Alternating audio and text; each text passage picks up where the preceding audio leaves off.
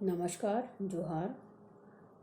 मैं doctor Rani LVM college, department of commerce. बच्चों, मैं अभी आपको सृजनात्मकता के कुछ प्रमुख विशेषताओं के विषय में बताऊंगी। जैसा कि मैंने आपको बताया कि सृजनात्मकता जो होती है वो आंतरिक शक्ति, मानसिक योग्यता, परिस्थितियाँ, चाहे वो किसी भी तरीके की हो, सम विषम कुछ भी, साथ ही साथ जिज्ञासा, कुछ कर गुजरने की इच्छा या दृढ़ इच्छा शक्ति, इन सब का एक संगठित और व्यवस्थित रूप होता है जिसके द्वारा हम एक उचित निष्कर्ष पे पहुंचते हैं और हमें कुछ नई चीज़ों को देखने का मौका मिलता है। अब एक बात सामने आती है कि ये सारे जो महत्वपूर्ण तथ्य हैं, क्या ये सिर्फ कुछ ही विशेष लोगों में ही होते हैं या फिर हर सामान्य व्यक्ति में ये गुण स्वतः ही होते हैं?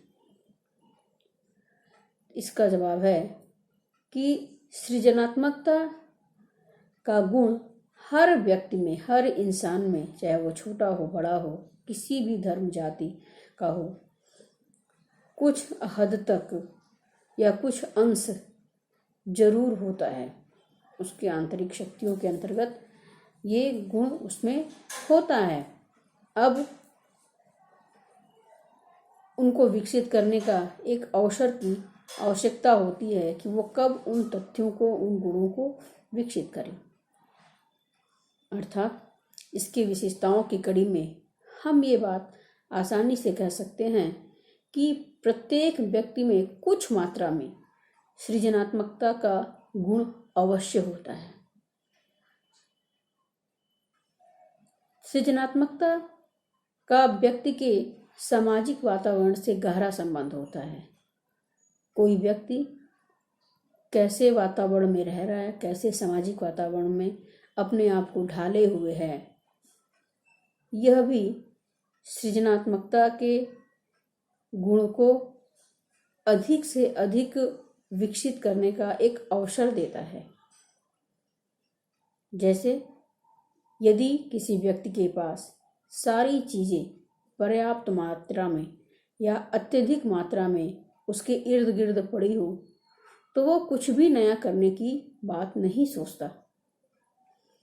कुछ पाने की उसकी इच्छा नहीं होती है सामान्य परिस्थितियों में। लेकिन अगर किसी दूसरे व्यक्ति, वो भी ऐसा व्यक्ति जो अभाव में हो, अगर उसके पास थोड़े समय के लिए ही कुछ चीज़ें मिल जाएं, तो निश्चित ही वह उन सबके सहयोग से कुछ नया अवश्य कर लेता है।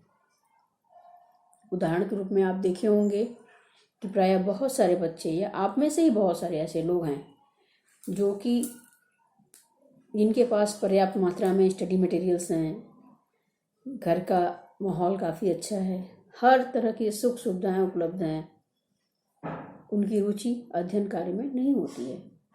बस वो एक कोटा पूरा कर रहे हैं, कोरम पूरा करते हैं पढ़ाई के लिए, और उनके रिजल्ट्स भी आप बखूबी देख रहे होंगे।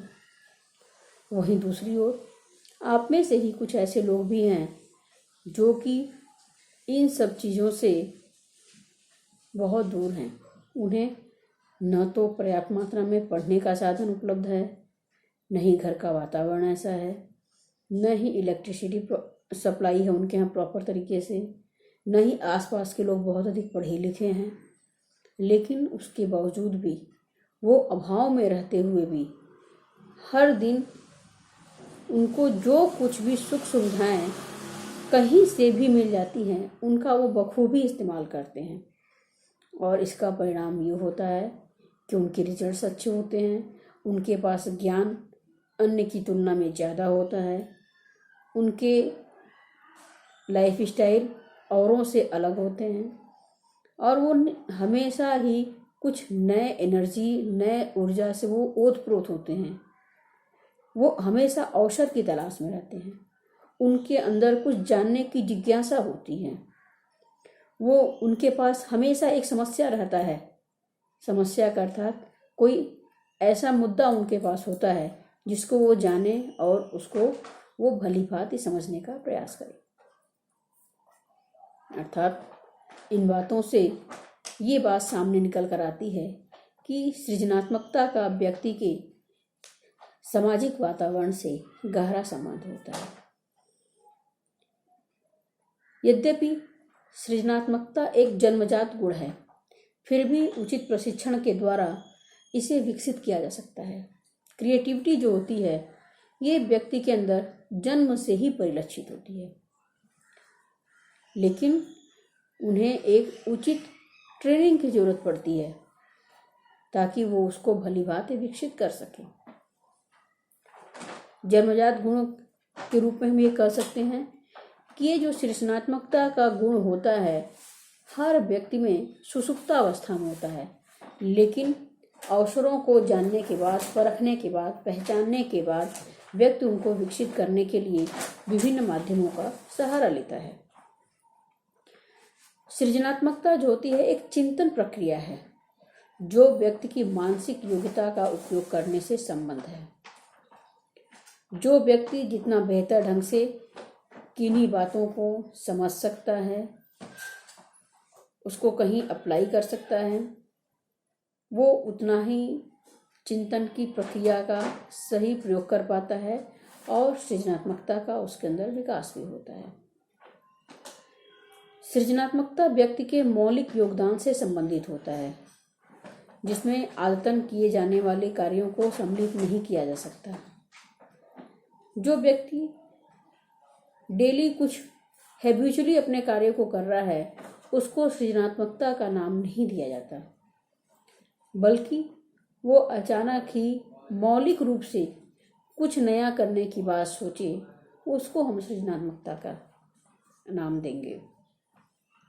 सृजनात्मकता एक व्यापक विचार है जिसका उपयोग समस्त प्रकार के कार्यों से में संभव है। मैं अभी आपको इसके पहले भी बताई कि जो सृजनात्मकता होता है ये एक बहुत ही विस्तृत क्षेत्र में होता है। इसको किसी सीमा में बांधना मुश्किल है।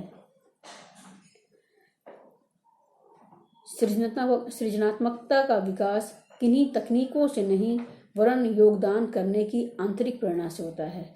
हम सोचें कि हमारे पास बहुत सारे टेक्निकल चीज़ें मुझे मिल जाए और हम कुछ नया कर लेंगे, तो इसको सृजनात्मकता नहीं कहेंगे, बल्कि हमारे जो इंटरनल मोटिवेशंस हैं, आंतरिक जो प्रेरणा है, इसके द्वारा हम जब कुछ नया करते हैं तो इसे हम सृजनात्मकता का नाम देते हैं।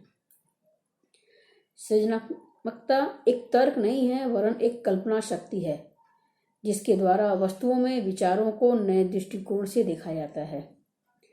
सृजनात्मकता नए विचार या नई वस्तुओं को विकसित करने से संबंधित होता है। और सबसे मुख्य बात यह है कि जो सृजनात्मकता होती है ये मस्तिष्क की एक अभिवृत्ति है। मेरा दिमाग, मेरी बुद्धि, मेरी मानसिक योग्यता जितनी ही अधिक मजबूती से किसी काम को करने के लिए प्रेरित होगी, उतनी ही अधिक हम इस गुण को विकसित कर पाते हैं। ये एक मेंटल एबिलिटी होती है, मानसिक योग्यता होती है।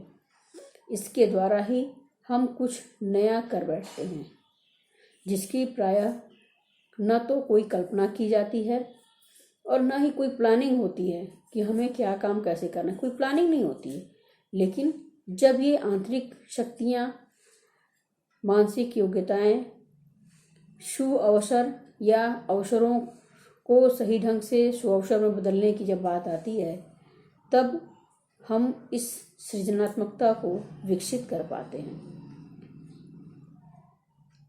इस तरह से ये सृजनात्मकता की विशेषताएं हैं। अब मैं इसके बाद आपको इसके टाइप्स के विषय में अपने अगले वीडियो में बताऊंगी।